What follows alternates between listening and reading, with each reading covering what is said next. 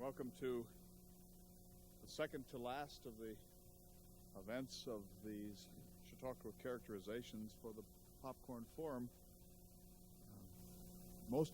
All of these characters have had a chance to present their biographies and their stories in the course of the week. But now this is a chance for us to recapitulate, to weave together some themes, to see what your questions are. One of the things that I find frustrating about Chautauqua is that the audience doesn't ever get enough of a chance to ask all the questions that it wants to ask. Particularly here, because we have so many wonderful Chautauqua characters. I've just been so impressed by the quality of research and scholarship that everyone has been doing. So let's get started. I'm Clay Jenkinson. I'm a Jefferson scholar, and I think this is my fifth year coming to North Idaho College. It's always the highlight of my year. But I want to hear from these characters what I've asked them to do, since this year's Popcorn Forum is a retrospective on the millennium. I've asked each of these characters to speak for a minute or two about what his or her contribution to the millennium was.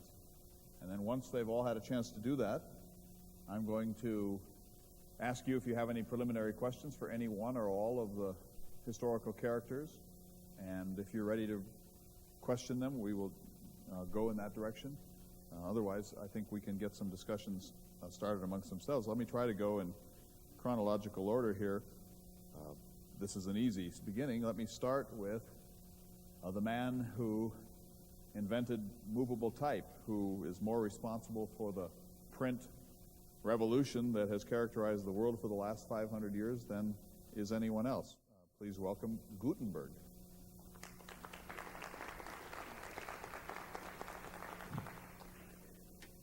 I think that the movable type attached to a press and a tray to produce books is taken too lightly. I mean, everyone says a lot about me, and there's hardly anything written about me. And then when I invented the print, no one bothered to print about me. And then the thing that I felt was most important, no one even seems to mention, and that is I published an encyclopedia. Everyone else says the 2-volume work of the Holy Bible, that encyclopedia, and then the use of graphics in the reproduction of Scripture and in the encyclopedia. The use of graphics is a means of interpretation, and that means of interpretation some might consider theology.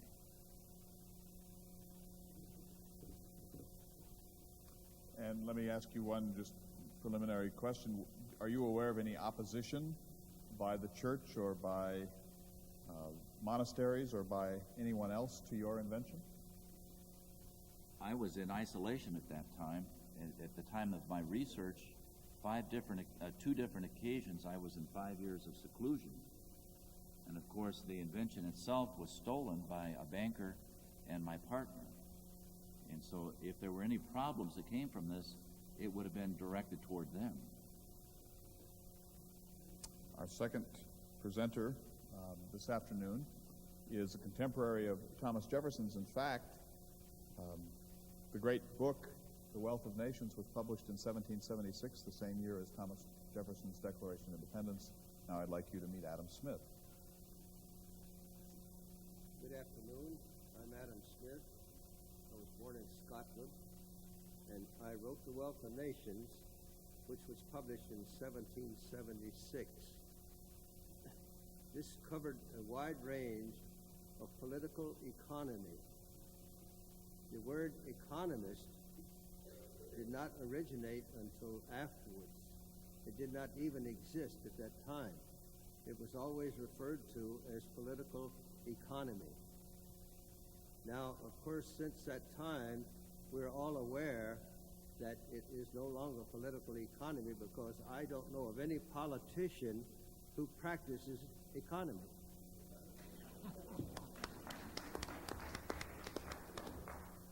My book ranged from the beginning of the political system, of the political economy system, through the origin and use of money and political economy of various systems in various nations. It was widely read at the time, and after 200 years is still in wide use. In most of the colleges, you will find it being taught in the economic system, which, as I said, is now a widely used word that did not even exist at the time. But there has been very few changes. If you read the book, you will find very few changes in the economic system from the time the book was published in 1776 until the present. And let me just ask, I don't suppose everyone in the audience has read The Wealth of Nations. Can you very quickly tell us the thesis of that book? Actually, the book begins with the use of commodities as wealth. In the beginning, before we reach what we call the so-called civilized nations, a civilized society, this was the method of exchange, with using cows, pigs, grain, whatever a person had, because it is, of course, necessary that people intertwine with each other in the economic system, because that no one can produce, grow, or whatever happens to be their need for their own selves. They have to depend on others. We are and always have been a dependent society. And as time passed, because of the size, the difficulty, because you really couldn't divide an animal up. If you were going to trade a cow, for example, for a pig, you couldn't divide the cow up and trade it for the pig or any other smaller commodity. And thus the necessity for developing money, coins, basically in the beginning, were, all of the money was coins, or of course other things were used. In some societies, they even used seashells. But as the world progressed, as civilization progressed, they began to use coins, and then it was based on metals. And the original use was copper. They needed something that would not deteriorate. And at that time, gold coins and silver coins had not come into use. And copper, in the time of the Roman Empire, for example, copper was the metal that was used for the coins. And the book then continues on through the use of the money and how it became the medium of exchange for the economic system. Thank you. We'll have, I think, follow-up questions as we move on. But Gutenberg was a 15th century man. You were an 18th century man. Let's move now into the 19th century. Well, even the most recent list by Life magazine of the men of the millennium, you rank extremely high. This is Thomas Edison. Your dates are 1847 to 1931. Tell us your contribution to the millennium. I think that I made many contributions for the benefit of mankind.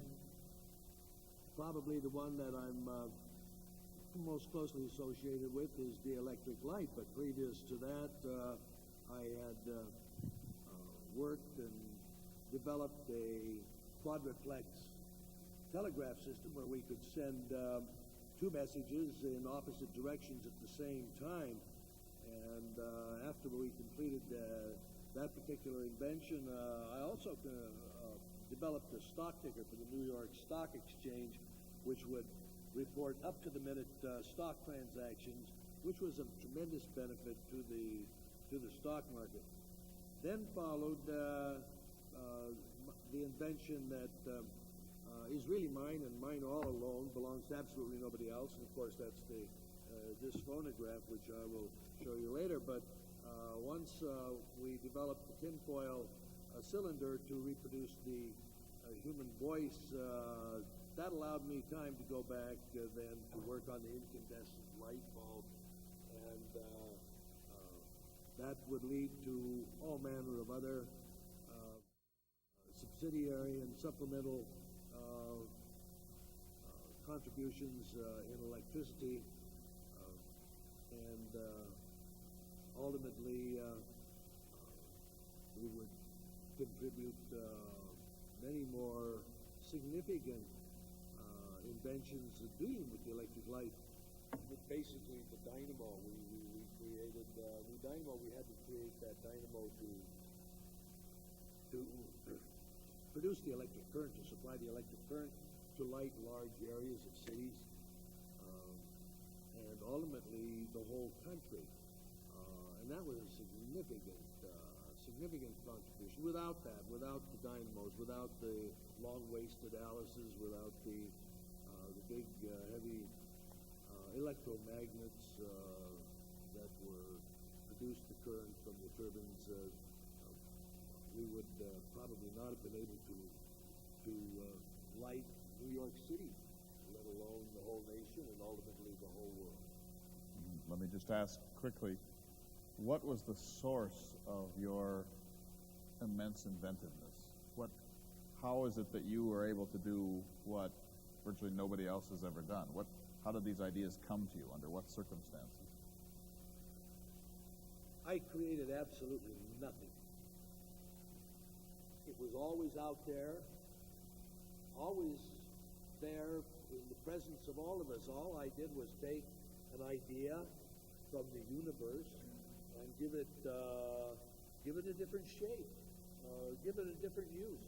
But it was always there. It wasn't anything that I contributed by myself. I didn't create electricity. It was always there. And it was just an idea that from all my observations of reading, of working as a tramp telegrapher, these ideas would come to me that maybe there was this thing there, and maybe once I saw what could happen with magnets and that an electric current was produced, and then I went to work helping to use it in a different shape and a different method, in a different form.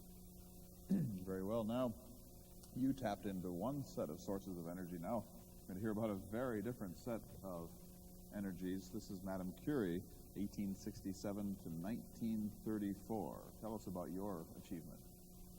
Probably the most things that people know about Madame Curie are her works with nuclear energies and radioactivity and those types of situations. But actually, I think Madame Curie was looking for a place to be accepted. As a 4-year-old and teaching my older sisters to read, I was not really an acceptable place. So it was really nice to get to the laboratory, and it was just the home of the laboratory, the clear and simple experimentations that opened up explanations to natural phenomenon so that we could tap into those other particulars. You had to get to those places where there were laboratories to be able to do that. And then I just enjoyed living there in that laboratory and seeing those discoveries. Others had been before me that had opened the gates, and many others came afterwards explaining more of the phenomenon based upon that. But probably in looking back here with the millennium, one of the things that I am proudest about is the fact of bringing hands-on experimentation into the classroom situation. Before that time and before I was a professor, you would actually have to be on the job and in the laboratory, and students were not allowed to touch the equipment. Everything was done from a demo standpoint. So those of you here may enjoy that we've at least finally gone to that particular point where we have hands-on experimentation so that we can see those facts. Now, I think all of us know that you were a victim of radiation poisoning. Were you aware of how dangerous the thing was that you were experimenting with? The energies, the radioactivity, yes, but my mother had died of tuberculosis and my lungs were clear. So any radioactive poisoning, any withering of my hands, struggling with my sight, none of that really mattered to me because my lungs were clear, and my major fear had always been tuberculosis. Science traditionally has been a man's world. How were you able as a woman to break into physics, which is in some regards the most masculine of the sciences? The top of the class. You have to be the best. You had to be at the top of the class. You had to struggle. Finances were also a problem for my family to be there. So my sister and I had made a pact. I sent her to medical school in France, and then she supported me through my positionings. And then you just lucked in, eked in a way into the laboratory, happened to be working on good research. My husband, Pierre, actually gave up his research to join my research. Perseverance, not giving up, being willing to work long hours. Even as an old woman, I would sit on the floor with all the papers all scattered around and be sound asleep, my glasses all off on the side at 2 or 3 a.m. I don't know if that many elderly people would want to be in that position all night long. Next up in our chronological scale is the musician Scott Joplin. I think we should give you a round of applause for that beautiful music.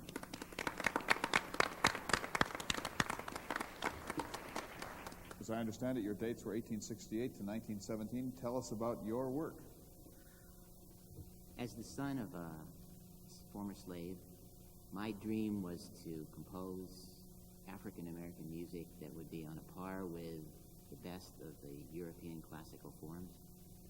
It was a very uppity dream for someone born in Northeast Texas in 1868, where statistics indicate every other day a black man or a woman was lynched or terrorized in public.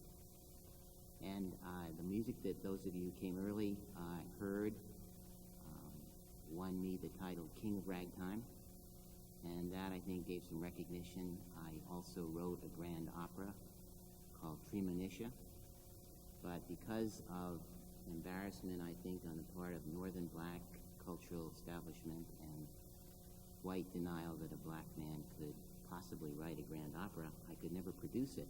It was produced in the early 70s in Atlanta and Houston, and partly as a result, I was posthumously awarded the Pulitzer Prize for contributions to American music in 1976. I'm not sure that that I can say this with complete confidence, but I think I probably helped the people from the Victorian area recover from their rather straight-laced and rigid music and dance, because the ragtime was a craze probably like rock and roll in the 60s. And where does the idea of ragtime come from? It's basically from the song and dance of the plantation Negro, South, Midwest, in the 19th century, out of the minstrel tradition. Very well. We have two more historical characters before we turn to you for your questions. I hope you're thinking of questions or comments you might wish to make to our panel. But first of all, Margaret Sanger, 1883-1965. I heard you speak yesterday. You made claims for your contribution to Western civilization that I found astounding. Well, I heard you this morning, and you said something that I thought was quite astounding. You said that, I forgot who you quoted, but in the last 30 years, women have made more strides than in the last 3,000 years. If you look at the dates of my life and the time that I worked, I would claim responsibility for that. I was the birth control woman, and I often like to take credit for the strides that women have made in the last 30 years because of my work. But rather than me just telling you how important I was, I will quote one of my very intimate friends, the historian and futurist H.G. Wells. He wrote this of me: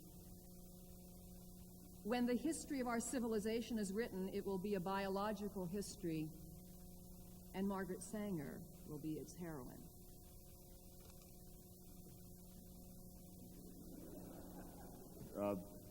maybe you could explain, not in technical terms, but in general descriptive terms, what your breakthrough on reproductive control was. Well, it was against the law in the United States to even speak of birth control. And in my life, what I tried to do, I broke laws, I wrote pamphlets and books, and I opened birth control clinics. Do you realize, ladies and gentlemen, not until 1965, now nobody really, paid much attention to the law, but until 1965, it was illegal for married couples to practice birth control. My work was partially responsible for taking those laws off the book. Aren't you thankful? And perhaps the crowning glory of my work, after 50 years actually in the public eye, was I was very much responsible for raising the over $4 million to research and manufacture and to distribute the very safe and effective and inexpensive oral contraceptive. You want something more important than that? No. Last on our list is an extraordinary woman, Rachel Carson, 1907 to 1964. Very few people can claim to have written a book that changed the world. We have two of them on this panel. Adam Smith wrote a book that changed the world, The Wealth of Nations, 1776. You wrote a book that changed the world. Please tell us about it. Well, as a biologist and a writer, I had previously written mostly about marine life and the ocean, particularly the Atlantic Ocean. But I had noticed, as I was observing to write those books, that mankind was interfering quite a lot with the ecosystems. And in 1962, the book that I'm most famous for, Silent Spring, was published. And in that book, I explored the misuse of pesticides and herbicides in sprays, in chemical sprays. And it was through that book that I educated the public about the principles of ecology and interdependence of life forms. And I believe it was probably my greatest achievement to inform the public about the terrible importance of interdependence, and that when you begin to interfere with ecosystems, even if it's on the level of one minute life form, you can drastically change the biology of the entire planet. That book that you wrote was not just embraced by the world. It was a highly controversial book.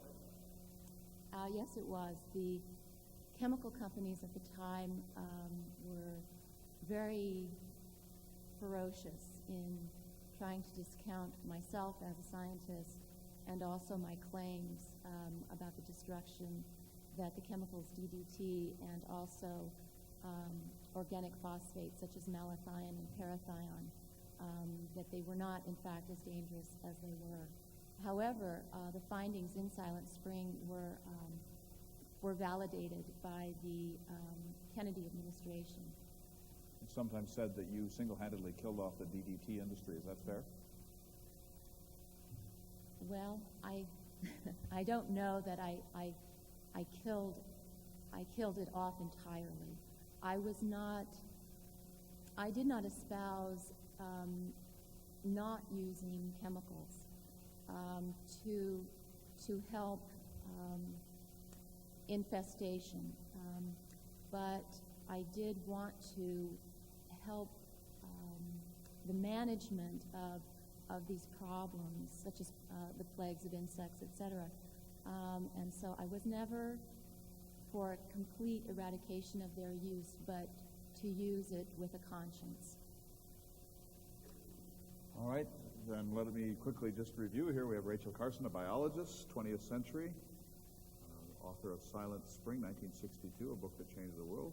Margaret Sanger, one of the inventors of the modern birth control movement, an advocate for women's reproductive rights, 20th century. We have Madame Curie, spans the end of the 19th and the early 20th century, one of the first students of radiation and what would eventually develop into the atomic age, 18th century economist, in a way the first economist, Adam Smith, whose Wealth of Nations is one of the great books of the world.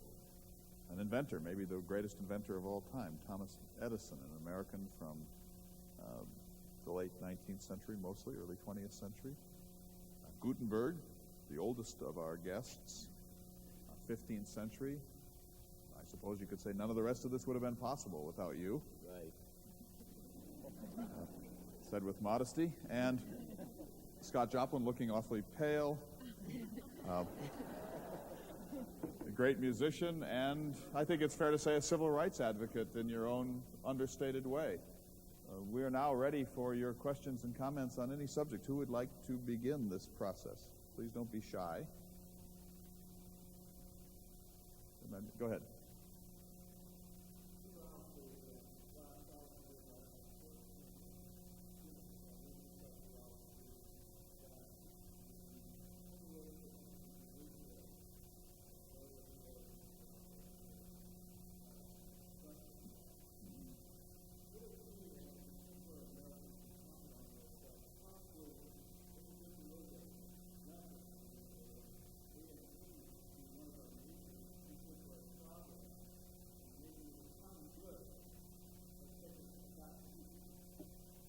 Individualism versus the common good. Let me just point out quickly that the word individualism was coined by Alexis de Tocqueville, who visited the United States 5 years after the death of Thomas Jefferson and wrote the most famous book ever written about the United States by a foreigner, Democracy in America. And he said that these people are so wrapped up in their own being that you almost have to coin a new term to explain this new departure, this, let's call it, individualism that these people seem to show. And you're suggesting we've gone way too far in that direction. Does anyone care to comment on the balance between individualism and the common good? Scott Joplin. It was my life experience that an individual cannot really do anything. However, it was my life experience that we all have to try with the gifts that we're given. I tried very hard, ended up in a mental hospital, and died in that hospital in 1917. But I can see now how a great deal of effort by a lot of people produces things, and that one small effort like one species makes a difference somehow in this whole thing. And so I don't know whether individualism is just simply one individual. I think it's an interaction of lots of individuals. I certainly in my life had a terrible time getting across what my real dream was. And as an individual, I might have been known as the king of ragtime, but there were many, many, many other folks doing many similar things. Anyone else on this question? I would just like to say, just in biology, in life, the individual is important, but is only as important as all the other individuals that are dependent, and we are all interlinked. We need our individualism, but we also need each other. Adam Smith, you were saying earlier that the economy is heavily interconnected, and we aren't alone in the world, that our economic relations really are our community. And yet I know that you also believe in the individual. What's the balance of it in your thought? Well, in my book, I did advocate a form of individualism. I was credited with starting or originating what was termed as the laissez-faire type of economy. I actually did not use that term in my book. And of course, that only means the non-interference of government in the marketplace. Now, and as I stated in my previous statement, that we are all dependent on each other to an extent. However, I also believe that we should be left alone as individuals, that we should not be coerced into doing things by governments that we do not agree with. And of course, the economic system is very complicated and very complex, and it requires a lot of effort on the parts of all the community to effectively work. But at the same time, it is absolutely essential in my estimation, and as I advocated in my book, that we should not be forced into any type of using the commodities as the government dictates. We should be free to do as we see fit. Other questions? Oh, I'm sorry, Mr. Edison, please, and then go ahead. The electric light and the phonograph are two good examples of individual creativity. From the earliest time in my life, I was free to examine and to experiment, and being totally deaf, I wasn't disturbed. I was isolated from the senseless sounds of the mundane world. It gave me time to think, time to study, time to read, and I'll thank you for that, my friend. You're welcome. And as a young man, I read Principia Mathematica.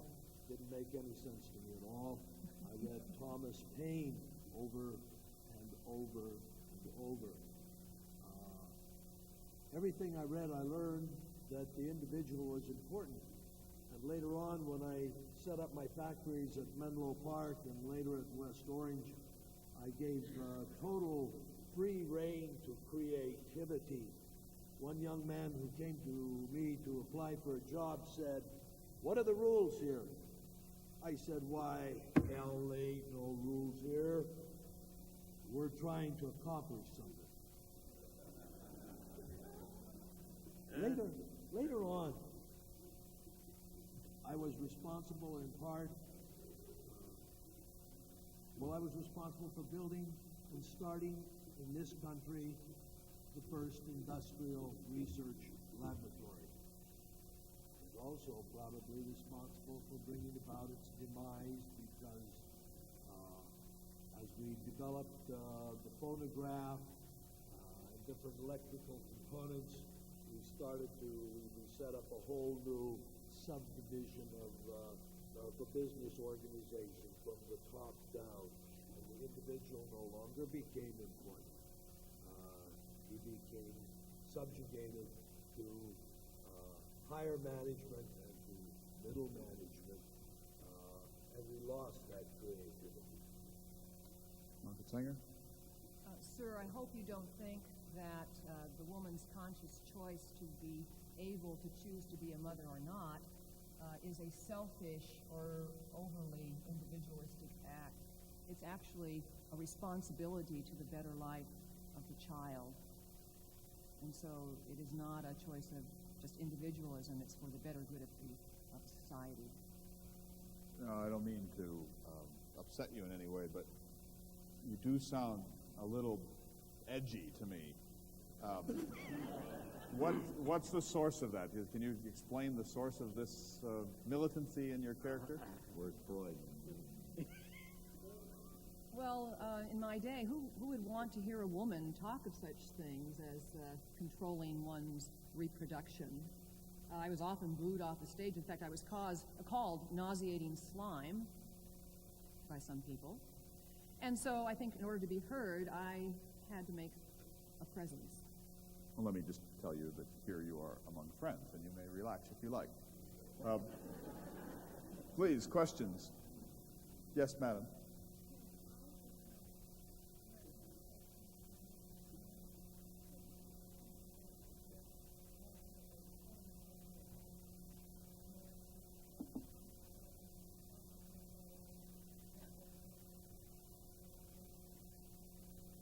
Hard question here.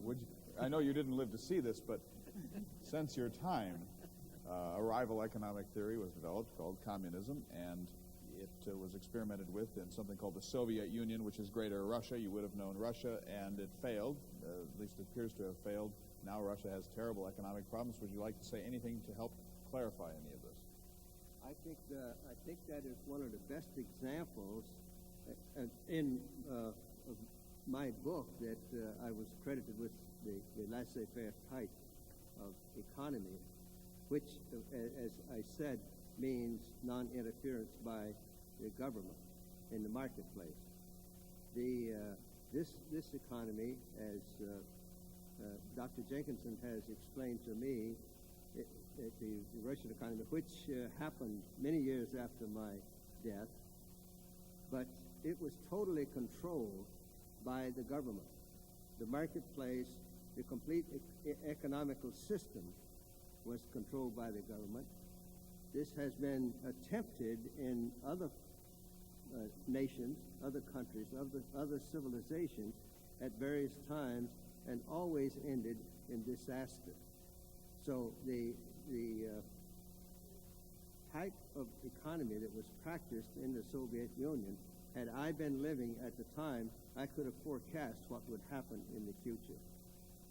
Yes, but let me just, we were talking this morning in another discussion here about the haves and the have-nots. That's a term you wouldn't have had in your own time, but the system that you advocated benefits some people very, very well indeed, and possibly benefits the majority better than any other system. But there are victims of this system, and they are in the millions of people in our time.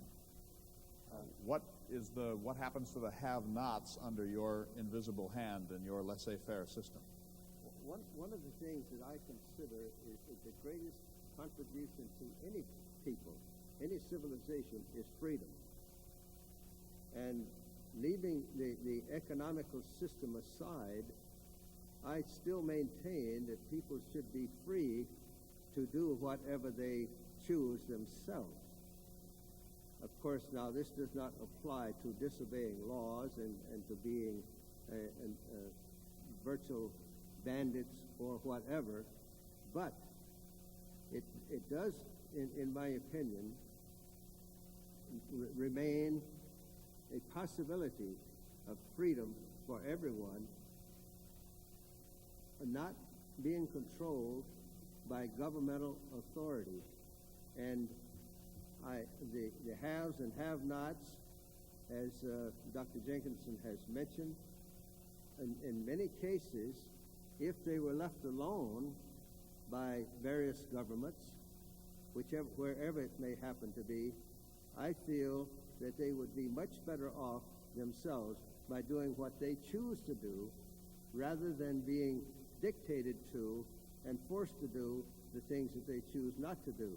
I think the have-nots is created more by government dictatorial power than it is by choices. Did he answer your question?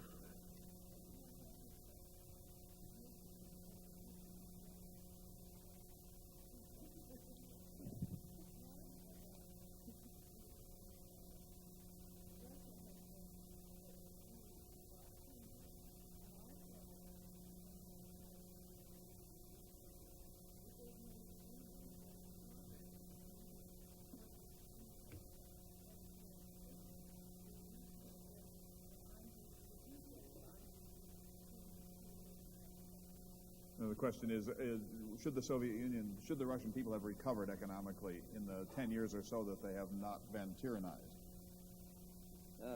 There's one thing that people in your country tend to forget, and that is the history of the beginning of your country and how long it took your country to develop once it was free from the tyranny of the British government. It didn't happen overnight. It took a considerable length of time to change from one government to another. The same thing will happen with the Soviet Union. It will take time because they are changing completely from one type of government to a free enterprise system, which is going to take them maybe, and I predict, probably 50 75 years to complete the process. So what I'm saying to you is that in this society that you live in today, that people tend to want to move too fast in every direction.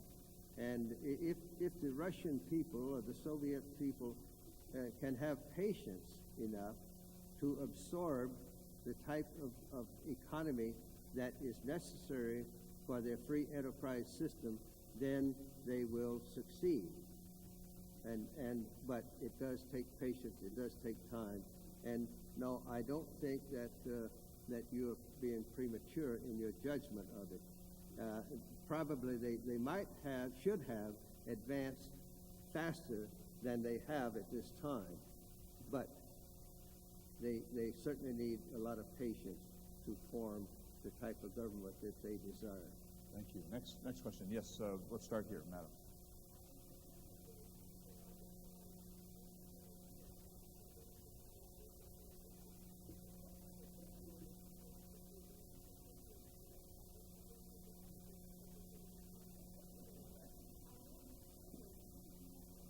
Yes, what variety of birth control methods were available in your time? What did you offer to those women who said, help me, I know you know the answer to this?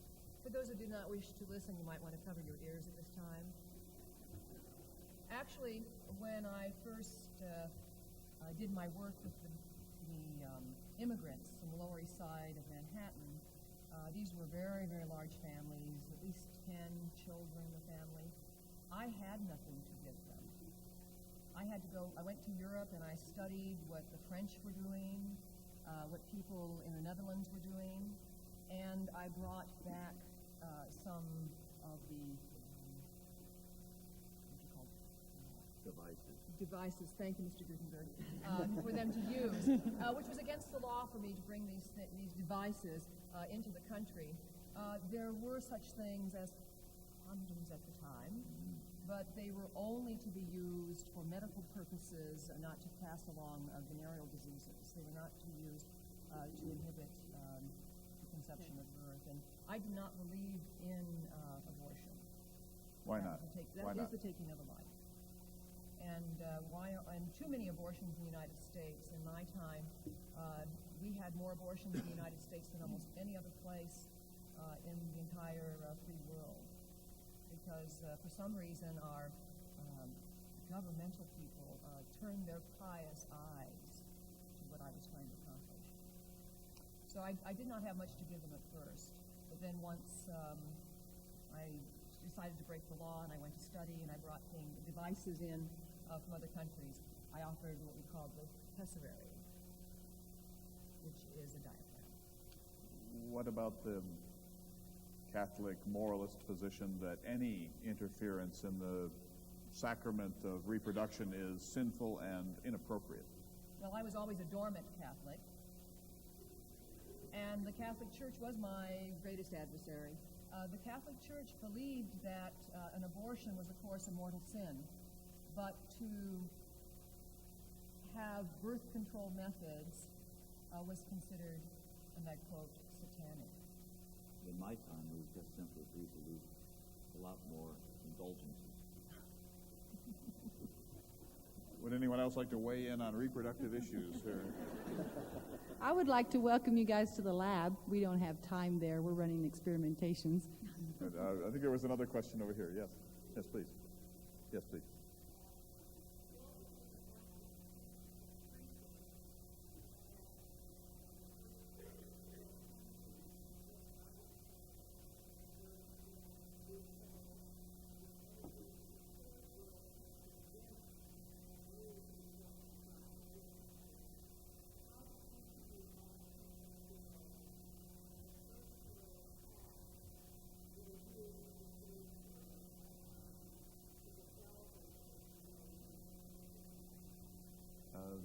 I'll see if I can make sure if I got this right.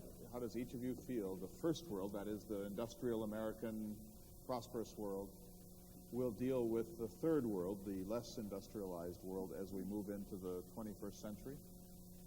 Uh, Margaret Sanger, you start for us, perhaps? Well, I was invited all over the world to come and speak about reproductive freedoms, and in fact I started the International Birth Control League. And in terms of your question,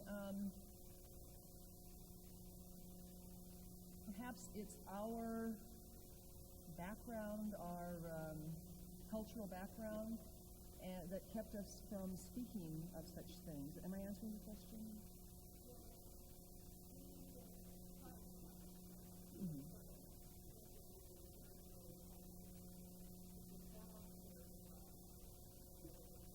I think the suggestion is exploitation by the first world of the third world. And do you have anything to say on that issue? Well, I didn't see that at the time.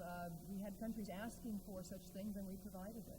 Rachel Carson, this is a question I think appropriately put to you. Some of these things that you were worried about have been banned in this country, but they're quite available in the rest of the world. Did you ever think about the possibility that saving America from these poisons didn't necessarily save the planet from them? I would have to say that in my studies and in my observations, I noted that there really was no square inch of the planet that hadn't already been affected by DDT. There were places, even in the remotest part of Alaska, where the native population had already been affected by DDT. I was hoping that by what could happen in this country, that the idea of conscious use of pesticides, but more importantly, looking at importing the natural enemies and ideas of attractants would be used, and that would be used worldwide.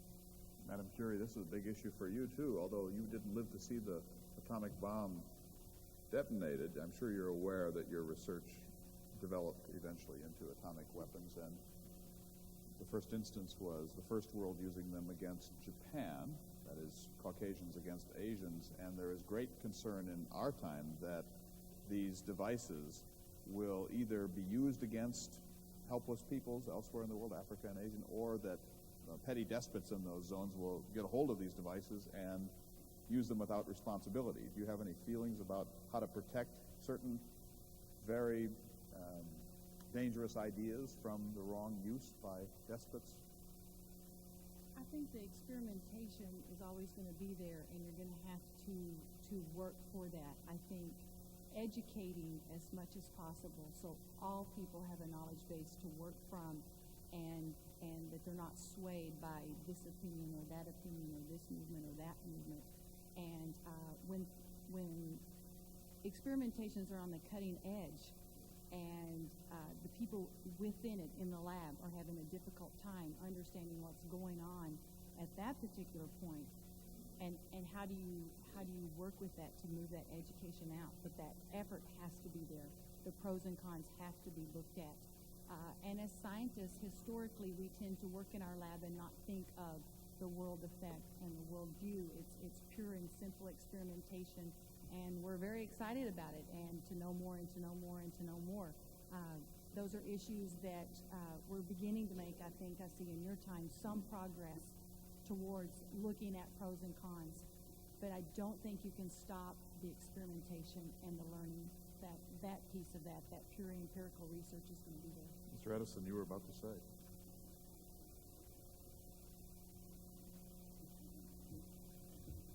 I created that for educational purposes, to help business, to help all of industry, to make life better for the housemaid, for everybody. I created this to educate children better in the schools. It's our responsibility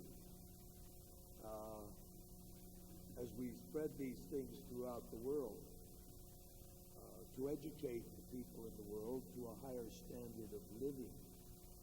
And if Adam Smith's free marketplace indeed is the best system for an economy of a free people, then wherever we bring our products or our factories, we should not exploit anyone, but we should always try to provide for them a much higher standard of living and through the free choice that we have experienced here.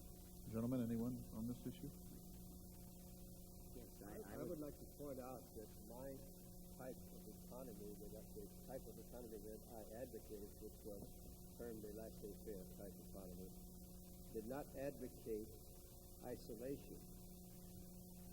In my earlier years, when I was at the University of Glasgow, I was under the tutelage of a man named Francis Hutchinson, who was actually had the greatest influence on my life of anyone that I ever met.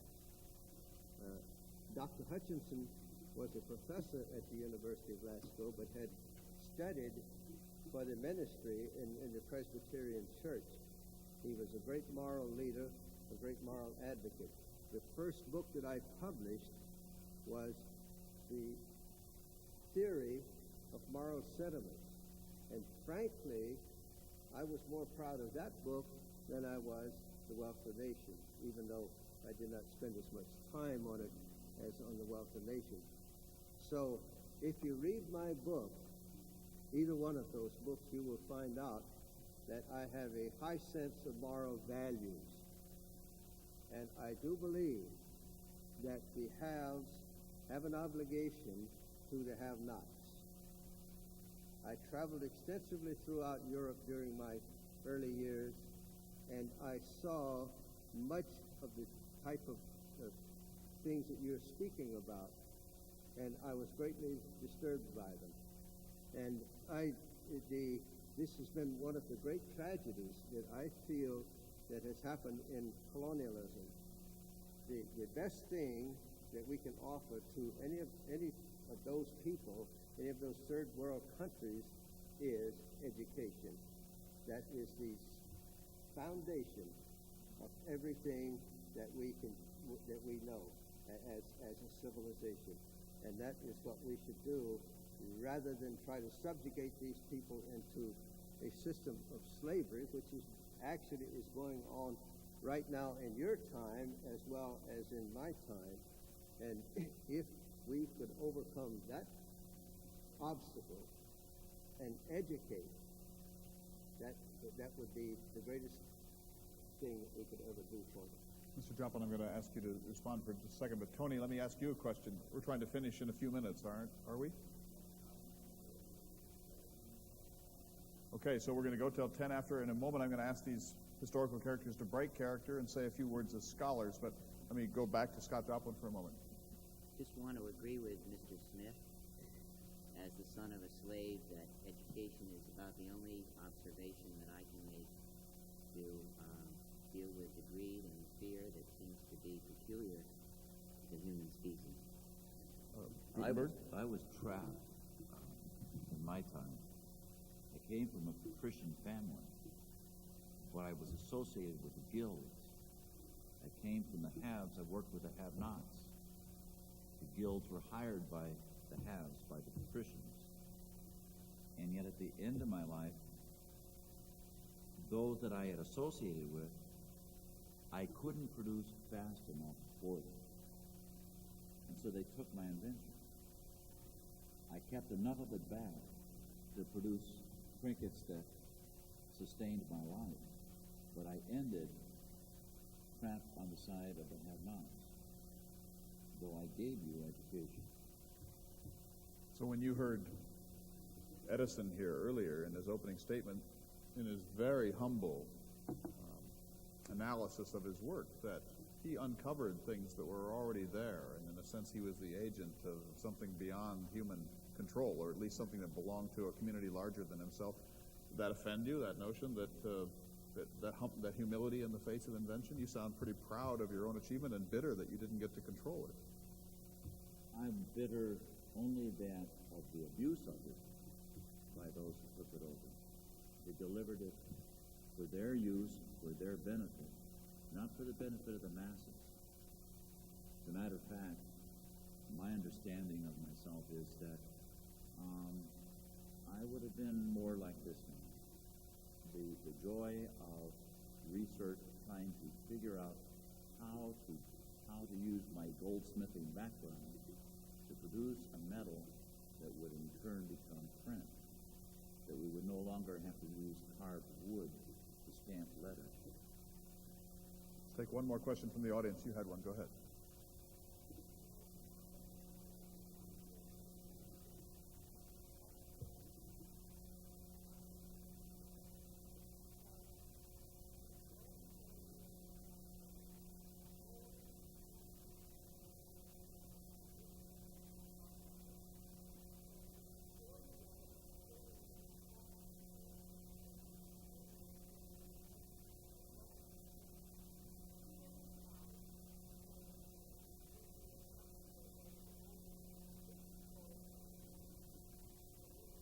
Okay, it's an interesting problem. If it's true that DDT is being produced in greater quantities today than it was at the time of your book, and that most of it's being produced in this country, it raises an issue for each of you. The issue for Adam Smith is, if we have this free marketplace that you speak of, little or no control, how do you then control things which humanity agrees upon are detrimental to the good of the community? Well, in advocating the free marketplace, I did not advocate total decontrol. Decontrol of people's morals. What we need is a moralistic value in producing the kind of things that you're speaking about, the DDT, things that injure people, that are harmful to people, and those kind of things absolutely should not be put on the free marketplace. And Rachel Carson, in a sense, this goes back to what we were talking about before, but did you think that the United States was a sufficient symbol of morality in the world's arena, that if we cleaned up our act on these questions that the rest of the world would follow, or did you see that there's no way to control this? Well, I had hoped that there was the problem when I looked at this of the relationship between business and government. The Department of Agriculture had a relationship with the large industry, and that in turn encouraged scientific research in the area of chemicals rather than in biological research. And so the biological research was not as extensive. It didn't. People in the scientific who worked as scientists couldn't get paid very much to research in biology, and it was mostly in chemistry where the money was being made and people could make a living there. So I believe that system also has to change, and it would have to change here, and it would have to change everywhere else. Does anyone need to get something in that you haven't had a chance to speak? Anything you'd like to say here for the moment? I want to turn one more time to Margaret Sanger. A lot of people have come up to me since yesterday and said they wish you had talked about your scandalous private life. Would you care to now? You kept teasing us with this, your very intimate friend H.G. Wells and this and that. Tell us a little bit, if you like, about the bizarre life you led. It was no more bizarre than most men led in that time. It's just that now, because I could prevent births, I could have the same freedom that men had. I took advantage of it.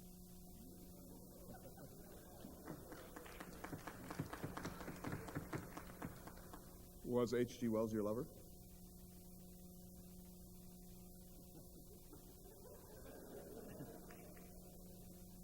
He was one of my lovers. Perhaps that's far enough in that direction.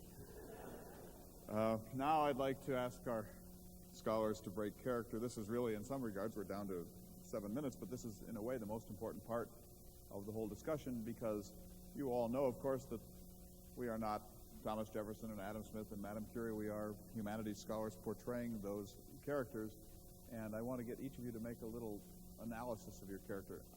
I have to admit, I do not want to introduce you myself. I think you should self-introduce, but let me ask you in each case, how do you think the world would be different in 1999 had your character never lived? Let's begin with you. Introduce yourself, tell us what you do, and then explain.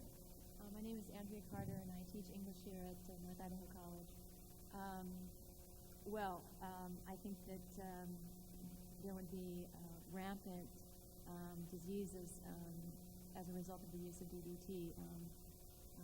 When I was reading about it, I didn't realize that there were birds literally falling from the sky because of the use of pesticides.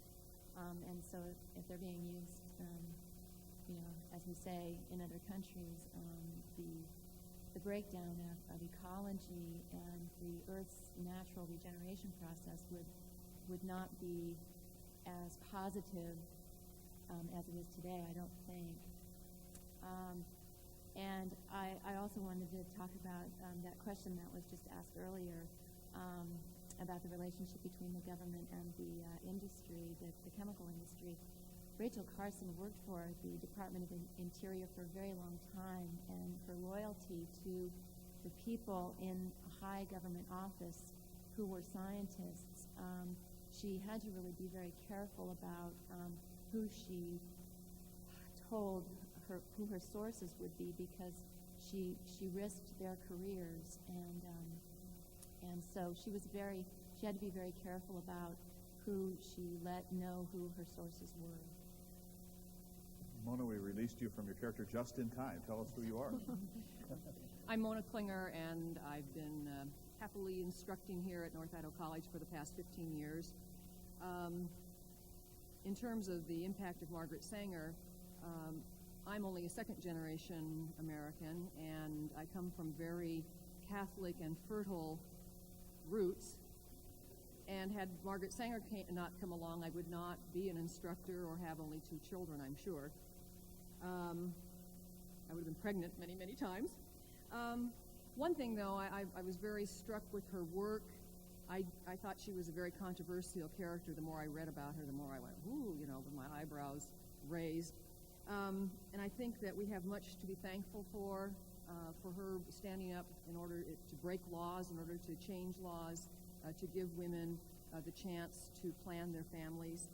However, just 2 weeks ago, I read a newspaper article in the Coeur d'Alene Press that said in Idaho, I said 2 weeks ago, the state legislature did not pass a law that would ask that HMOs or other kinds of medical insurance companies to cover birth control.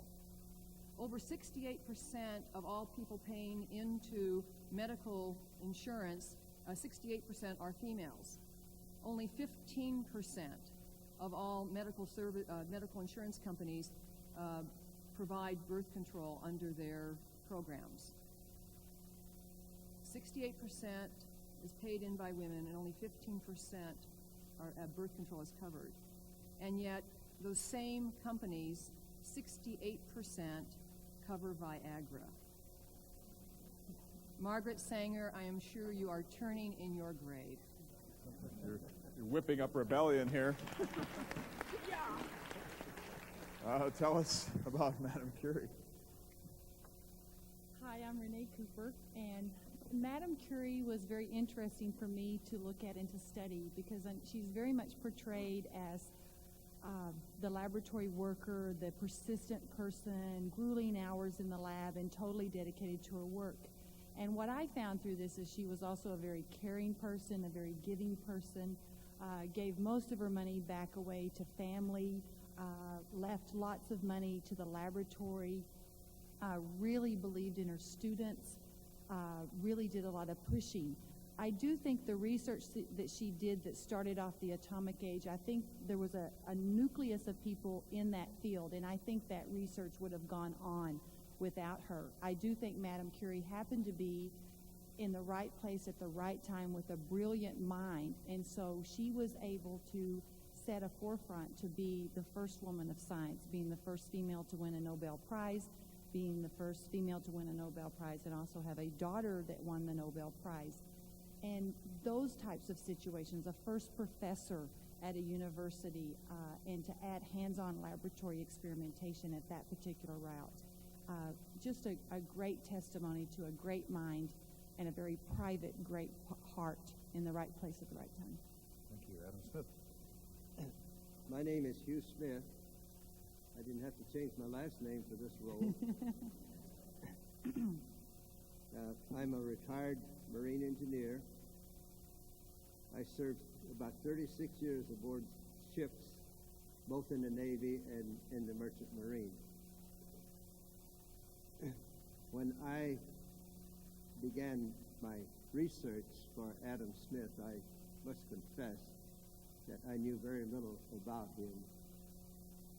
Of course, everyone had heard of the Wealth of Nations, but I had never read it. Like most students, when I went to college, I found economics was a very dull subject, but it's a very important subject. And I really, when I began to read Adam Smith's writings, I became really fascinated with the character.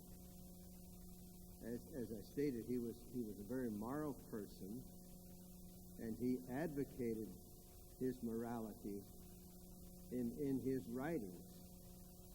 It was never his desire to take advantage of any segment of the population. He always wanted everyone to be treated fairly. This was one of the things that kind of fascinated me about Adam Smith, because everyone would tend to think that he was only consumed with the idea of wealth. And this is not at all true. The fact that his book is still widely read today and used as in most of the colleges and universities, and the system, the economic system that he advanced, is still in use today with very few changes.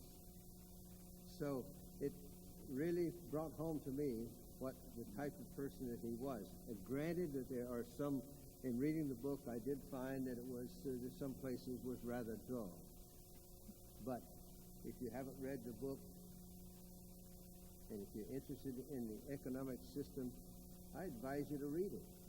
You don't have to read it word for word. You don't have to go through it entirely. You can do like I did. You can sort of skip through it and research it, but I think you will find it's a very fascinating book. Thank you. Thomas Edison was a great believer in Ralph Waldo Emerson's statement that the whole world will be the path to the door of a man, though he live in the woods, he writes a better book or a better poem or builds a better mousetrap. And there were a lot of men at the time that I was working on the incandescent light bulb, and there were a lot of men working on the phonograph, and if Thomas Edison hadn't been there, these things would undoubtedly still have happened. So it was just a matter of one man being dedicated, one man who had the perseverance to continue working over and over and over. Thomas Edison said the incandescent light bulb took 3,000 experiments just with the filament alone. So it was a good example for just sheer stick-to-itiveness and dedication to making something happen. Tell us who you are. I'm Ken Pello. I'm a retired history teacher from Spokane. Thank you. I'm Bob Passeries, priest of the Episcopal Church here in town. Second generation American on my father's side. Coal miners and horse thieves from Kentucky on my mother's side.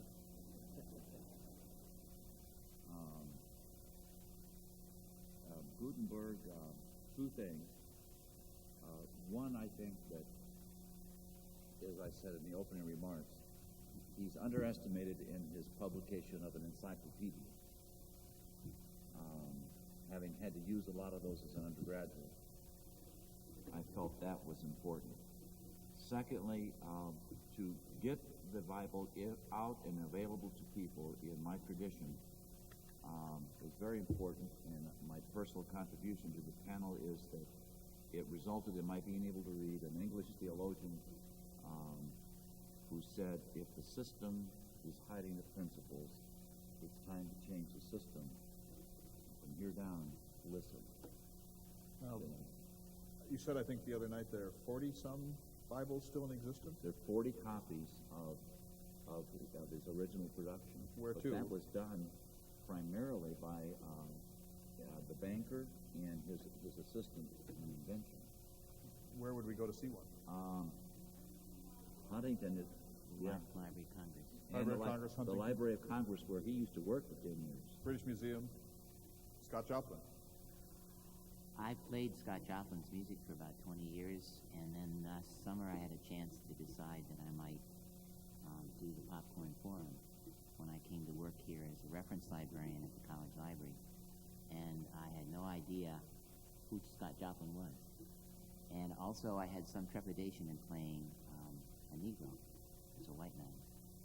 And I think Scott Joplin not only helped the Victorian people make a transition, but he also gave us a lot of pleasure and saved the very best of what was largely an improvised music in printed form, and helped the African American cultural heritage become very visible and more understandable for the American society. Tell us who you are. Dave Remington. I'm a reference librarian here at the college. Now, Tony, tonight, at what time? Here? Last program. I just want to say one word. This looks like great fun and play, of course, and it is, but this is also enormously hard work.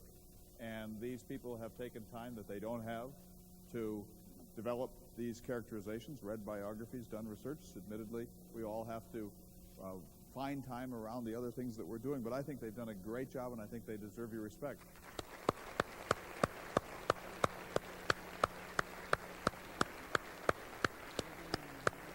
We'll see you tonight.